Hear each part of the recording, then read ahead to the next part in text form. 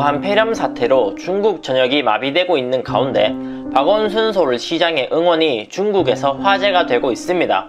박원순 서울시장은 5년 전 서울시가 메르스로 고통받을 때 베이징시에서 도움을 준 것에 감사하다며 이제 보훈할 때가 됐다는 이야기를 전하면서 중국인들의 환호를 받고 있습니다.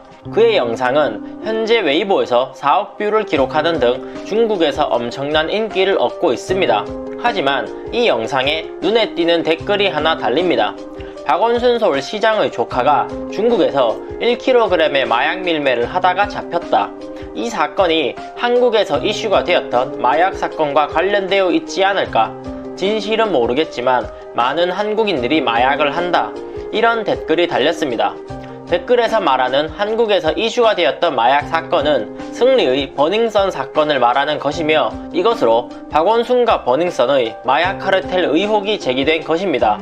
박원순의 조카로 알려진 권 씨는 2006년 마약 1kg을 밀매한 혐의로 무기징역을 선고받고 중국의 선양 감옥에 복역하고 있었습니다. 아편의 무서움을 아는 중국 공산당은 마약 문제를 아주 엄중히 다루고 있으며 300g 이상을 소지할 경우 사형을 시킨다는 사실은 익히 알려져 있습니다. 때문에 마약 1kg을 밀매하다 잡힌 권 씨의 경우 중국에서 사형을 면치 못할 것이 명백해 보였습니다. 그러나 그는 중국인들보다 형량이 낮은 무기징역을 선고받았습니다. 이런 이례적인 판결이 나올 수 있었던 배경에는 당시 중국과 한국의 밀월이 있었다고 많은 사람들은 분석합니다. 중국은 한국의 기술력이 필요했으며 당시 노무현 정부는 외국인 지문 나를 제도를 폐지하는 등 친중, 친북, 반미적 성향이 강했기 때문에 그들은 서로 불편한 일을 만들기 싫었다는 것입니다. 그렇게 중국 감옥에서 10년째 복역하던 권 씨는 돌연 2016년 8월 국내 송환이 되었습니다. 이는 한미 사드 배치가 결정된 지 한 달가량이 지난 시점이었습니다. 사드 문제로 한국과 중국의 외교는 살얼음판을 걷게 되었고 중국은 총력을 다해 박근혜 대통령의 사드 설치를 막으려고 했습니다. 그런 와중에 박원순 서울시장의 조카 권모 씨가 국내 송환이 된 것은 엄청난 특혜가 있지 않고는 불가능하다는 의혹이 제기된 것입니다. 실제로 권 씨를 마지막으로 사실상 중국에서 한국으로 이송된 범죄자는 없는 것으로 알려져 있습니다. 박원순과 중국의 유착관계에 의심의 불꽃이 일어난 가운데 기름을 부은 것은 권 씨가 국내 이송된 후 행방이 묘연하다는 것입니다. 한중 수용자 이송 조약에 따라 이송되었다 하더라도 본국에서 형량을 채워야 하지만 무기징역을 받은 권 씨는 현재 출소를 했는지, 감형을 받았는지, 복역 중인지 어떤 것도 밝혀지지 않았기 때문입니다. 사실 한국 사회에 중국 흑사회가 들어와 마약 밀매를 하고 정치권과 결탁이 되어 있는 문제는 최근 일어난 일이 아닙니다. 이미 2013년 중국에서 사형 선고를 받은 흑사회 두목이 한국을 활보하고 다닌다는 보도가 났었습니다.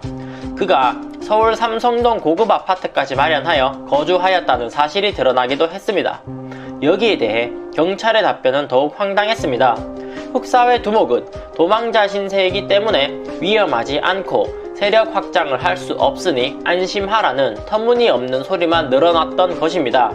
이에 대해 경찰까지 중국 흑사회와 유착관계가 있는 것이 아니냐는 의혹이 제기되었습니다. 실제로 흑사회의 잠식은 뿌리를 알 수 없을 정도로 오랜 시간을 거슬러 올라가야 합니다.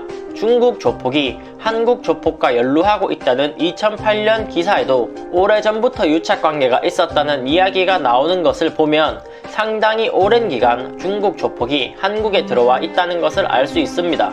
이들은 한국에서 인신매매, 마약 밀매, 보이스피싱 등 많은 범죄에 연루되어 있지만 특히 주목할 만한 점은 카지노입니다. 그들은 대림동이나 가리봉동의 차이나타운을 중심으로 마작판 등의 도박장을 열며 점차 그 세를 불려 나갔습니다. 그렇게 세를 불리며 한국의 카지노 사업에까지 세를 뻗치기 시작한 것입니다. 문제는 한국의 카지노 사업은 당연히 정치권과 결탁되어 있다는 점입니다. 최근 자유한국당 소속이었던 권성동 의원이 강원랜드 채용비리 사건에 연루되어 있었던 것은 익히 알려진 사실입니다. 그는 2심에서 무죄 선고를 받았지만 재판부는 동시에 진실은 모른다는 답변을 내놓았습니다.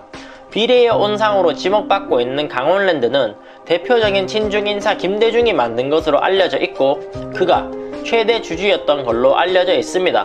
뿐만 아니라 카지노 설립 당시 전남지사가 강력히 추진했으며 현재 여시제와 밀접한 관련이 있는 송영길 역시 강력히 추진했던 것으로 알려져 있습니다. 실제로 2012년에는 대구의 카지노가 민주당 인사 박지원의 돈 세탁지로 이용된 것이 아니냐는 의혹도 제기되었습니다. 이렇게 카지노를 중심으로 한국 정치인들과 중국 조폭들의 유착관계가 형성되는 것이 아니냐는 것입니다. 이는 작년 대한민국을 뜨겁게 달군 버닝썬 사건에서도 나타났습니다. 린사모는 중국 조폭 두목의 아내로 그녀의 검은 돈으로 클럽 버닝썬이 만들어진 것으로 알려져 있습니다. 버닝썬 측은 승리라는 연예인이 얼굴마담이 되어 대대적인 홍보에 들어갔습니다. 버닝썬 클럽에서는 각종 범죄가 저질러졌고 이를 막는 역할은 윤청경으로 불리는 당시 청와대 민정수석실 소속 행정관으로 추측되고 있습니다. 이때 당시 민정수석은 조국이었기 때문에 클럽 버닝썬으로 중국 조폭의 한국 잠식과 정치인들 간의 커넥션이 밝혀지는가 했지만 각종 언론에서는 정준영 성폭행 같은 자극적이지만 영양가 없는 기사들로 도배되면서 사건은 흐지부지되고 말았습니다. 흥미로운 점은 마약사범 조카를 이례적으로 국내 송환한 박원순과 버닝썬 마약 사건의 배후로 지목받고 있는 조국과의 관계입니다. 박원순의 딸이 미대에서 법대로 전과할 당시 법대 학장은 안경환이라는 인물이었습니다. 그는 박원순이 몸담았던 참여연대의 집행위원장이었으면서 아름다운 재단 이사로 활동하기도 했습니다. 또한 노무현 정부에서 외국인 지문 날인 제도를 폐지한 강금실과 함께 검찰개혁 작업을 주도한 바 있습니다. 이렇게 박원순과 깊은 인연이 있는 친중 인사 안경환의 제자가 바로 조국 전 법무부 장관입니다. 그는 동국대 교수로 있던 조국을 서울대로 데려오기도 했습니다. 각각의 마약 사건의 배후로 지목받고 있는 박원순과 조국이 외국인 지문 날인 제도를 폐지한 친중 인사와 연결이 있다는 것은 과연 우연일까요? 뿐만 아니라 김무성의 사위도 마약 사건에 연루되었고 유시춘 EBS 이사장의 아들 역시 마약 사건에 연루되었습니다. 마약의 무서움을 아는 중국이 마약을 통해 한국 정치인들을 꼭두각시로 만들고 친중파들은 여기에 가담하는 것이 아닐까요? 박원순 조카의 의심스러운 마약 사건, 조국과 버닝썬 마약 사건, 정치인들의 카지노 채용 비리와 돈 세탁, 그리고 흑사회의 뿌리 깊은 마약 밀매와 카지노 개입, 박원순 서울시장 역시 당선 초부터 조선족 사회의 응원을 받았을 정도로 조선족들과 뿌리 깊은 인연을 맺고 있었던 것을 감안한다면 중국 흑사회와 한국 정치인들의 유착관계에 대한 진실을 조사하는 것은 대한민국의 중요한 숙제라고 할 수 있습니다. 반중 친미를 통해 진실이 밝혀지고 대한민국이 다시 건강하게 바로 설 수 있기를 바랍니다. 모두들 시청해주셔서 감사합니다.